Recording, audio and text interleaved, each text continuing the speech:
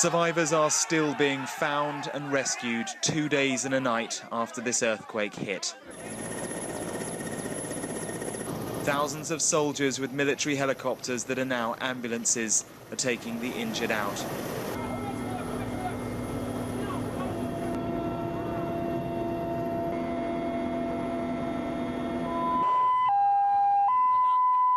The death toll appears to have stopped rising significantly, but there are an alarming number of wounded. Some 11,000 at the latest count, 1,000 of them critical. Hospitals across the region are doing what they can, but with limited resources and power. They are chaotic. Most of the injuries and traumas are on cerebral and bone. Some cerebral trauma patients have been sent to intensive care units. All the medical workers here are busy with taking care of all patients.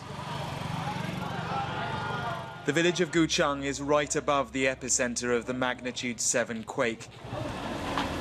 It's from rubble like this that the injured continue to be pulled.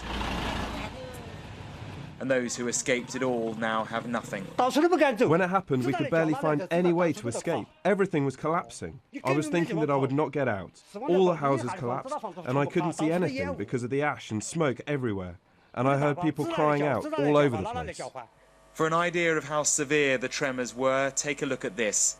A traffic camera in Chengdu, 70 miles from the epicenter, and even here the earth shook for several minutes.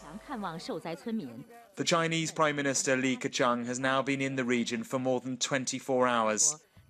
He visited damaged communities and met survivors, no doubt aware of the criticism levelled at the government here after the 2008 quake. That killed 69,000 people in this region.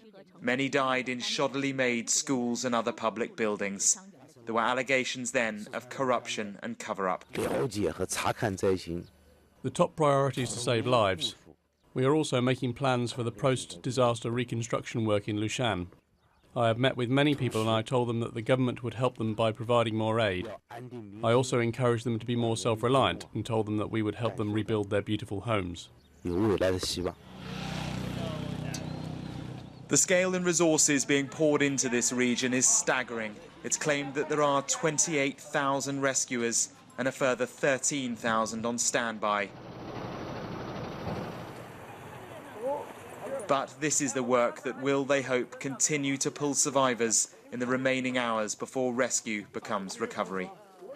Mark Stone, Sky News in China.